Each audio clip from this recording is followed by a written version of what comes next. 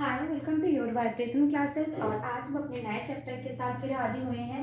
हमारा नया चैप्टर है श्वसन तंत्र। श्वसन तंत्र क्या होता है, श्वसन तंत्र के प्रकार कौन कौन से होते हैं, ये सारी चीज़ें हम देखेंगे। मैंने पिछले चैप्टर में पिछले वीडियो में मैंने आपको डिफरेंसेस जब पढ़ाए थे तो उसमें मैंने आपको प्राकृतिक श्वसन और कृत्रिम श्वसन में अंतर पढ़ाया था। सबसे पहले हम ये जान लेते हैं कि श्वसन क्या होता है। देखिए, हम और आप जीवित हैं क्योंकि हमारी श्वसन प्रक्रिया चल रही है। जो हम इस समय श्वसन प्रक्रिया कर रहे हैं ये एक प्राकृतिक श्वसन प्रक्रिया है। इसमें किसी भी व्यक्ति की आवश्यकता हमें श्वसन को दिलाने में नहीं है। श्वसन प्रक्रिया में क्या करते हैं, हम ऑक्सीजन को ग्रहण करते हैं, हम O2 को ग्रहण करते हैं और हम कार्बन डाइऑक्साइड को क्या करते हैं, छोड़ते हैं। यही हमारी क्या होती है, श्वसन की प्रक्रिया होती है। देखिए क्या कह रहे हैं, हम डेफिनेशन देखते हैं कि वातावरण से ऑक्सीजन लेकर शरीर की प्रत्येक कोशिका को पहुंचाना तथा कोशिका द्वारा उत्पन्न कार्बन डाइऑक्साइड को शरीर से बाहर निकालना, ये क्या कहलाता है, आपका श्वसन तंत्र कहलाता है या फिर श्वसन प्रक्रिया कहलाती है। क्या कहलाती है, श्वसन प्रक्रिया कहलाती है। अब ये इसके कार्य क्या क्या हैं, क्यों हम श्वसन लेते हैं। देखिए सबसे पहला इसका कार्य क्या है, क्योंकि यह कोशिकाओं को जीवित रखता है। आप सभी जानते हैं कि मनुष्य के शरीर की अगर सबसे छोटी इकाई पूछी जाए, मनुष्य के शरीर की सबसे छोटी इकाई पूछी जाए तो वो क्या होती है, वो कोशिका होती है। क्या होती है, कोशिका होती है। यही जब बहुत सारी कोशिकाएं मिल जाती हैं तो हमारा क्या बन जाता है, ऊतक बन जाता है, जिसको हम इंग्लिश में टिश्यूज बोलते हैं। और यही जब ऊतक बहुत ज्यादा मिल जाते हैं तो हमारे क्या बनते हैं, ऑर्गन्स बनते हैं, हमारे अंगों का क्या होता है, निर्माण होता है। तो ये एक प्रोसेस होता है। इसमें सबसे ज्यादा भूमिका किसकी है, कोशिका है। कोशिका ही नहीं होगी तो हमारा शरीर का निर्माण ही नहीं होगा। तो ये क्या करती है, कोशिकाओं को जीवित रखती है। दूसरा, ये ज्वलनशीलता प्रदान करती है, ठीक है। तीसरा, शरीर को शक्ति व गर्मी प्रदान करती है। तो ये तीन क्या है, आपके श्वसन तंत्र के कार्य हैं। कोशिकाओं को जीवित रखना, ज्वलनशीलता को प्रदान करना, शरीर को शक्ति व गर्मी प्रदान करना। देखिए अब इसमें आपका जो मेन टॉपिक है जो आपके एग्जाम में बार बार पूछे जाते हैं वो है, सबसे पहले हम जानते हैं कि प्राकृतिक श्वसन क्या होता है। देखिए इस समय जो हम और आप श्वसन प्रक्रिया कर रहे हैं, अपने घर में बैठ के, अपने फील्ड में बैठ के, स्कूल में, जहाँ पे भी हम कर रहे हैं, वो हमारी क्या है, वो हमारी प्राकृतिक श्वसन प्रक्रिया है। प्राकृतिक श्वसन प्रक्रिया का अर्थ होता है इसमें आपको किसी भी दूसरे व्यक्ति की आवश्यकता नहीं होती है। वायुमंडल में जो गैसें होती हैं वही प्रक्रिया, हम ऑक्सीजन को ग्रहण कर रहे हैं और कार्बन डाइऑक्साइड को छोड़ रहे हैं, वही हमारी क्या कहलाती है, प्राकृतिक श्वसन प्रक्रिया कहलाती है। तो एक बार आइए, और एक तरीके से ये अनैच्छिक चलने वाली प्रक्रिया है। इसमें रुकावट नहीं आएगी। यदि इसमें रुकावट आ गई तो व्यक्ति की क्या हो जाएगी, मृत्यु हो जाएगी। तो वायुमंडल से ऑक्सीजन ग्रहण करके प्राकृतिक श्वसन क्या होता है ये देख लेते हैं। वायुमंडल से ऑक्सीजन को ग्रहण करके शरीर में कार्बन डाइऑक्साइड गैस को बाहर निकालने की संयुक्त प्रक्रिया श्वसन प्रक्रिया कहलाती है। क्या कहलाती है, श्वसन प्रक्रिया कहलाती है। यह निरंतर चलने वाली प्रक्रिया होती है। क्या है, यह निरंतर चलने वाली अनैच्छिक प्रक्रिया होती है। इसमें कोई भी किसी भी प्रकार की क्या होती है, रुकावट नहीं आती है। ये आपका क्या कहलाता है, प्राकृतिक श्वसन कहलाता है। अब ये जो प्राकृतिक श्वसन होता है इसकी दो उपक्रियाएं होती हैं। एक तो होता है प्रश्वसन होता है, क्या होता है, एक होता है प्रश्वसन होता है, दूसरा क्या होता है, निःश्वसन। आपके एग्जाम में अति लघुत्तरी में प्रश्वसन क्या है ऐसे करके आपसे क्वेश्चन पूछ लेता है कि प्रश्वसन का अर्थ बताइए, प्रश्वसन का अर्थ बताइए, या फिर पूछ लेता है कि निःश्वसन का अर्थ बताइए। क्या है, निःश्वसन का अर्थ बताइए, ये आपसे पूछ लेता है। तो बहुत सिंपल सा डेफिनेशन है इसका। प्रश्वसन क्या होता है, जिसमें वायु हम फेफड़े में भरते हैं, मतलब ऑक्सीजन को हम फेफड़े में भरते हैं, यही आपकी क्या कहलाती है, देखिए हम सांस लेते हैं, हमारी ये जो श्वसन प्रक्रिया चलती है इसमें आपका सबसे ज्यादा कौन सा आंतरिक अंग मदद करता है, डायफ्राम और पसलियां। ये हमें क्या करती हैं, अभी अगर किसी व्यक्ति की पसली तोड़ दी जाए या फिर डायफ्राम को तोड़ दिया जाए तो व्यक्ति की मृत्यु हो जाएगी ना। तो ये क्या होती है, यह क्रिया डायफ्राम तथा पसलियों की सहायता से होता है। तो प्रश्वसन का अर्थ अगर आपसे पूछा जाए तो क्या होता है कि जिसमें वायु फेफड़ों में भरती हैं वह प्रश्वसन कहलाता है। अगर आप सिंपल भाषा में इसका जवाब देना चाहते हैं, सिंपल लैंग्वेज में इसका आंसर देना चाहते हैं, तो प्रश्वसन क्या होता है, जिसमें हम ऑक्सीजन को क्या करते हैं, ऑक्सीजन को, एक मिनट, जिसमें हम क्या करते हैं, प्रश्वसन का अर्थ होता है जिसमें हम क्या करते हैं, ऑक्सीजन को ग्रहण करते हैं। वहीं पे अगर आपसे पूछा जाए कि निःश्वसन क्या होता है, तो इससे हम फेफड़े से गैस को क्या करते हैं, बाहर निकालते हैं। मतलब कार्बन डाइऑक्साइड को निकालने की प्रक्रिया आपकी क्या कहलाती है, आपकी निःश्वसन कहलाती है। प्रश्वसन ऑक्सीजन को ग्रहण करने की प्रक्रिया कहलाती है, और निःश्वसन क्या होती है, कार्बन डाइऑक्साइड को बाहर निकालने की प्रक्रिया क्या कहलाती है, निःश्वसन कहलाती है। ये हमारा क्या है, ये हमारा डेफिनेशन है। अब ये हमारा रहा प्राकृतिक श्वसन। अब दूसरा हम पढ़ते हैं कृत्रिम श्वसन क्या होता है। देखिए कृत्रिम श्वसन क्या होता है, कृत्रिम श्वसन अनैच्छिक प्रक्रिया नहीं होती है, ये किसी की इच्छा के द्वारा क्या की जाती है, दिलाई जाती है।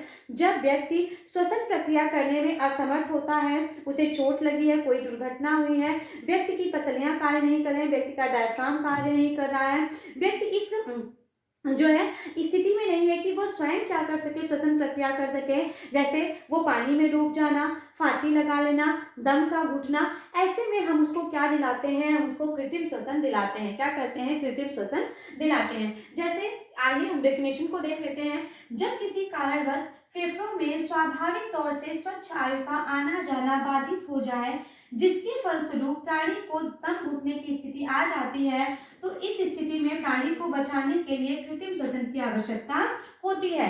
सिंपल सा डेफिनेशन है। आपसे परीक्षा में डेफिनेशंस भी क्या करते हैं, पूछते हैं। प्राकृतिक श्वसन का भी पूछता है और कृत्रिम श्वसन का भी क्या करता है, डेफिनेशन पूछता है। बहुत ही आसान है, इसमें कुछ भी ऐसा नहीं है कि आपको रटने की आवश्यकता है। बस सिंपल सा आप कॉमन सेंस खुद लगाएंगे तो आप इसका आंसर आसानी से दे सकते हैं कि कृत्रिम श्वसन प्रक्रिया क्या है, कि जिसमें हम स्वच्छ वायु को अंदर ले जाने में सक्षम नहीं होते हैं या किसी और के द्वारा में दिलाई जाती है, वही आपकी क्या कहलाती है, कृत्रिम श्वसन प्रक्रिया कहलाती है। अब देखिए ये जो कृत्रिम श्वसन विधियां होती हैं, ये 3 प्रकार की होती हैं। कितने प्रकार की होती हैं, 3 प्रकार की आपकी क्या होती है, कृत्रिम श्वसन प्रक्रिया होती है। एक को हम कहते हैं सिल्वेस्टर विधि कहते हैं, एक को सेफर्ट विधि कहा जाता है, और तीसरी आपकी क्या होती है, लाबोर्ड विधि। ये जो लाबोर्ड विधि होती है, इसी को अमेरिकन विधि भी कहा जाता है। क्या कहा जाता है, इसी को अमेरिकन विधि भी कहा जा सकता है, या फिर कह सकते हैं कि इसको अमेरिकन मेथड कहा जाता है। क्या कहा जाता है, इसको अमेरिकन मेथड भी क्या कहा जाता है, कहा जाता है कि इसको लाबोर्ड विधि को क्या कहा जाता है, लाबोर्ड विधि को। तो एक आपका क्या आता है, सिल्वेस्टर विधि आता है, दूसरा सेफर्ट्स विधि होता है, तीसरा क्या होता है आपका, लाबोर्ड विधि।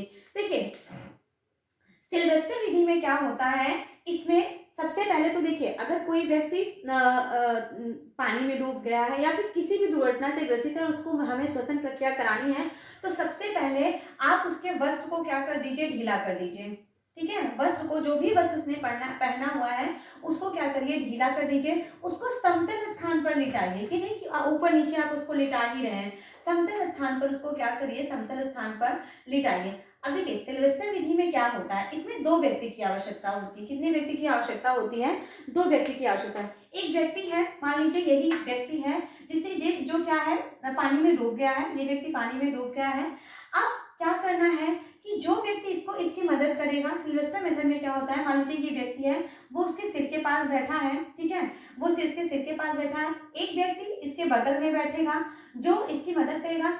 हम इसकी जो कोहनी होती है, जो व्यक्ति की कोहनी होती है, उसको ऊपर की तरफ लेके जाते हैं। मतलब ये व्यक्ति जो बैठा है, इसकी कोहनी को क्या करता है, खींचता है, अपनी तरफ क्या करता है, खींचता है। जैसे मान लीजिए इस तरीके से लेटा है, तो इसको क्या करेगा, इस कोहनी को पीछे की तरफ क्या करेगा, खींचेगा। जब वो पीछे की तरफ खींचेगा तो आपके फेफड़े पर क्या पड़ेगा, दबाव पड़ेगा, जिसकी वजह से क्या कर सकता है, फेफड़ा आपका सक्रिय हो सकता है। तो वो उसको खींचेगा खींचने के थोड़ी देर बाद वो उसको फिर उसके वक्षस्थल पर लाएगा, फिर खींचेगा, फिर उसके वक्षस्थल तक लाएगा। ये प्रक्रिया बार बार करने से जो इसका फेफड़ा होता है वो क्या करता है, उसमें श्वसन प्रक्रिया धीरे धीरे क्या होने लगती है, शुरू होने लगती है। तो ये आपका क्या होता है, सिल्वेस्टर विधि होता है। क्या होता है, ये आपका क्या होता है, ये आपका सिल्वेस्टर विधि होता है। सेफर्स विधि में क्या होता है, देखिए सेफर विधि में क्या होता है कि एक व्यक्ति है, ये पानी में डूब गया है। अब इस जो डूबा हुआ व्यक्ति है या फिर जो भी उसको उसके साथ घटना घटी हुई है, उसको पीठ के बल क्या किया जाता है, पेट के बल उसको लिटाया जाता है। क्या किया जाता है, पेट के बल, मतलब पेट के बल उसको क्या कर दिया जाता है, लिटा दिया जाता है। उसके बाद जो दूसरा व्यक्ति होता है वो उसकी पीठ पर क्या करता है, बल देता है, बहुत ज़्यादा नहीं, बहुत झटके। पहले तो वही चीज़ें करनी है, कपड़े को ढीला कर देना है, समतल स्थान पर लिटाना है, उसकी जीभ को, हाँ इसमें भी आपको क्या करना है कि उसकी जीभ को किसी कपड़े से पकड़ के साफ करनी है, ताकि जो वहाँ पे गंदगी हो वो क्या हो जाए, निकल सके। तीनों प्रक्रिया में ये करनी है। इसमें भी आपको क्या करना है, उसके जीभ को साफ करना है, उसको पेट के बल लिटा देना है, पेट के बल लिटाकर उसके पीठ पे आपको क्या करना है, उसके पीठ पे आपको प्रेस करना है, जिससे उसकी श्वसन प्रक्रिया क्या हो सकती है, प्रारंभ हो सकती है। तो ये देखिए, आपसे डेफिनेशन अभी तक एग्जाम में इन सबका नहीं पूछा है, आपसे बस इतना पूछा है कि कृत्रिम श्वसन की विधियां क्या होती है, लेकिन आपको जानना जरूरी है। मान लीजिए आपको भी कभी आवश्यकता पड़ सकती है तो आप इसका इस्तेमाल कर सकते हैं।